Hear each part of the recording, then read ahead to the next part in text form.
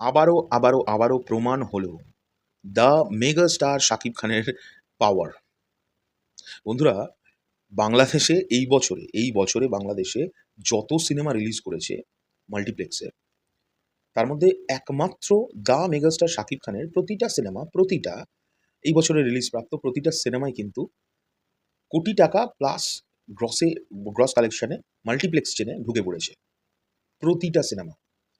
আমরা যদি প্রথমেই লিস্টের ফার্স্টে মানে দেখি, এটা বিএমআর এর তরফ থেকে আমি এটা মানে নিউজটা পেলাম।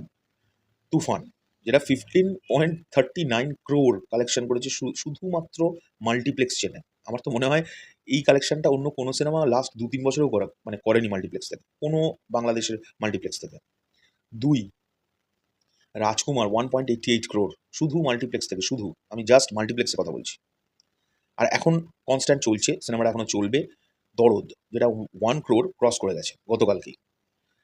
এবং ভিএমআর এখানে কোয়েশ্চেন করছে দরদ তাহলে কোথায় গিয়ে থামবে মনে হচ্ছে। এটা আমার একটা প্রেডিকশন, যে আমার ধারণা দরদ কোথায় গিয়ে থামতে পারে মাল্টিপ্লেক্সের চেনে। আই হোপ ৩ থেকে ৪ কোটি টাকায় গিয়ে থামতে পারে, এটা আমার ধারণা। আমি চাইবো না থেমে যাক, আমি সবসময় মন থেকে চাইবো যে ওই 15 ক্রোরটাকেও বিট করে যাক। বাট যা সিচুয়েশন চলছে বাংলাদেশের, যেরকম পরিকাঠামো, যা সমস্ত দেখছি, সেই দিক থেকে দেখলে আমার ধারণা ৩ কোটি প্লাস মাল্টিপ্লেক্স কালেকশন দরদ করতে পারে, এটা আমার ধারণা থেকে বলছি। তো এই হলো বিষয়।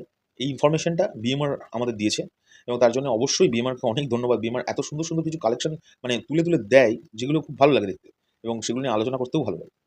এটা হলো বিষয়। দ্বিতীয়ত হচ্ছে, তার মানে বন্ধুরা, এটা থেকে প্রমাণিত হয় যে এই মানুষটি যখনই কোনো প্রজেক্ট নিয়ে আমাদের সামনে আসুক না কেন, সেটা অল টাইম কিছু না কিছু একটা রেকর্ড করতে থাকে। যেমন দরদ অলরেডি একটা ভয়ঙ্কর রেকর্ড করে বসে আছে, সেটা হচ্ছে ফার্স্ট ডেতে যে কালেকশনটা দরদ তুলেছে, সেটা একটা মানে সেটা তুফানকেও বিট করে গেছে। হুম, যেটা বাংলাদেশের অল টাইম কি বলবো blockbuster, one of the all time blockbuster, কারণ তার আগে প্রিয়তমা আছে।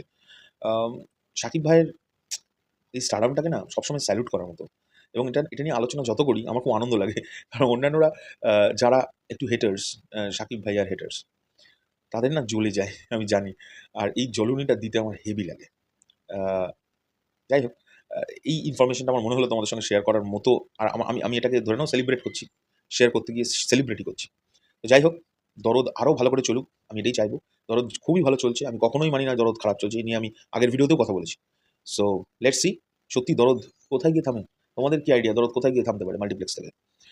আমারটা তো আমি বললাম ৩ থেকে ৪ কোটি খুব এর মধ্যেই থাকবে। তো তোমাদের কি ধারণা? এখনকার দিনে চললাম। আমাকে অবশ্যই কমেন্ট করে জানিও। যদি কিছু ভুলভাল বলে ফেলে থাকি আমাকে ক্ষমা করে দিও। আর এখনকার দিনে চলছি। পরবর্তী ভিডিও খুব শীঘ্রই দেখা হচ্ছে। টাটা।